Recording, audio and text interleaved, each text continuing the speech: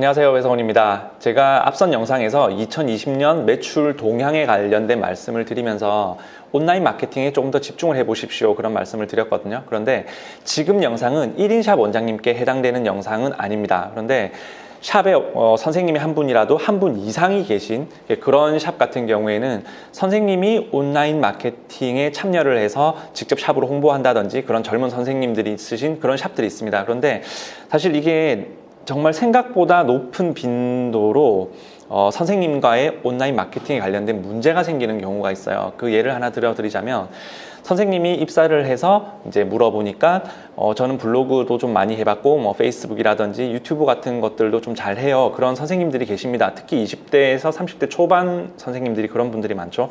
그래서 그 선생님께 모든 걸 위임해서 시킵니다. 블로그 포스팅을 뭐 한 달에 몇 개 이상 할 경우에 추가로 급여를 한 10만 원 정도를 더 준다든지, 혹은 온라인을 통해서 판매된 금액의 몇 퍼센트를 선생님께 준다든지, 또 뭐 샵 홍보로 인해서 그 블로그를 보고 오신 고객님의 티켓팅 비용에서 얼마의 인센티브를 준다든지, 그런 식으로 활용을 하시는 분들이 되게 많으시거든요. 근데 여기서 어떤 문제가 생기냐면, 선생님이 1년에서 1년 반 정도 우리 샵에서 근무를 하면서 정말 많은 그 블로그 포스팅을 올리고 때로는 영상을 올리기도 합니다. 그때 선생님 얼굴이 들어간 영상이라든지 얼굴이 들어간 사진 같은 걸 찍어서 블로그에 올리는 그런 경우가 많거든요.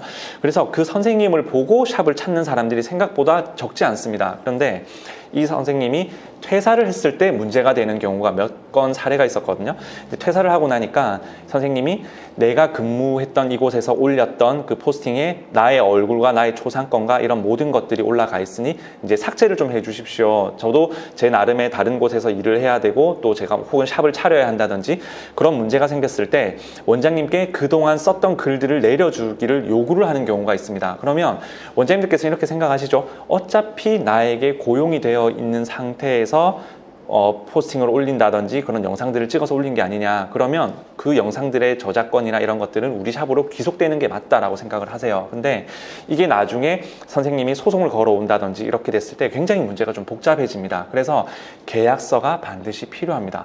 제가 늘 말씀드리는 게, 샵에는 매뉴얼도 있어야 되고 고객과의 계약서도 굉장히 중요하고, 모든 것들을 서류로 남기는 작업들을 잘 해두시지 않으면, 지금은 정보가 워낙 넘쳐나는 시대이기 때문에 조금만 검색을 한다든지 아니면 노무사 이런 것들을 통해서 확인을 해보면 원장님들이 역풍을 맞을 수 있는 그런 것들이 정말 많이 숨어 있습니다. 그래서 이런 부분들도 계약서 내용을 제가 여기다가 이제 실제 그 거래처 원장님께 드렸던 계약서 내용을 간단하게 적어서 올려드린 것들이 있는데, 이걸 좀 참고를 하셔서 원장님 샵 상황의 내용을 반영을 하셔가지고 계약서를 꼭 받아두고 선생님께 그런 포스팅, 온라인 마케팅을 시키시는 이런 작업이 꼭 필요합니다. 주의를 하셔가지고 지금 그렇게 하고 있지 않으시다면 지금이라도 계약서를 쓰는 작업을 꼭 하십시오.